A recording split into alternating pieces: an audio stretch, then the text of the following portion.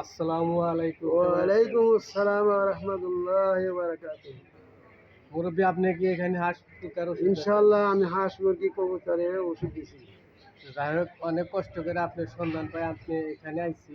তা আপনাকে আমি একটা কথা জানার জন্য আইছি। আমি আচ্ছা, বাড়িতে মুরগি পালি, বুঝছেন? তো মুরগি ভাত খায়, অনেক কিছু খায়, পানিও খায়।